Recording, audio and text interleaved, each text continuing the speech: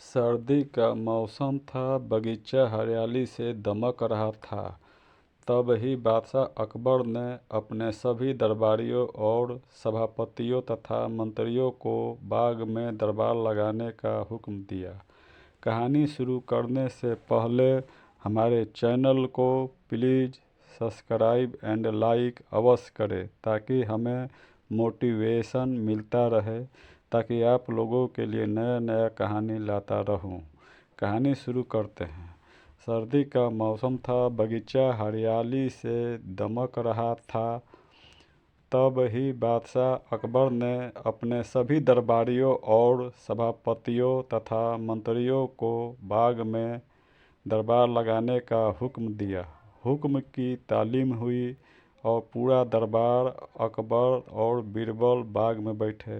अकबर के आदेश पर बीरबल सभा में न्याय का कार्य देख रहा था। कई लोगों की न्याय याचिका सभा में पढ़ी गई, जिसका बीरबल ने अपनी सूझबूझ से न्याय किया। लगभग सारी याचिकार्ता पढ़ी गई। न्याय के इस कार्य में कई घंटे बीत गए। थोड़ी देर बाद दरबार में एक व्यापारी आया। उसने चोरी की अर्जी लगाई थी। उसने कहा, एक बार वो दिल्ली गया था, वहाँ उसने सोने का कबूतर देखा। उसके पंख सोने के थे। उसने वो कबूतर पूरे 10 सोने के सिक्के देकर खरीदा था। दिल्ली से आने के बाद उसने उस कबूतर को अपने घर में पिंजरे में रखा था। रोज़ सुबह और शाम उसे दाना डालता था।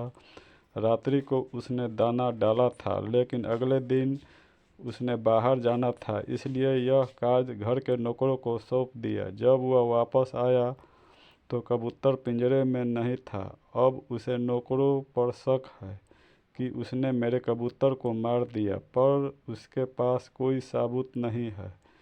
व्यापारी के शक के आधार पर घर के नौकरों को दरबार में लाया गया। उसने कई सवाल पूछे, किसी ने कोई उत्तर नहीं दिया।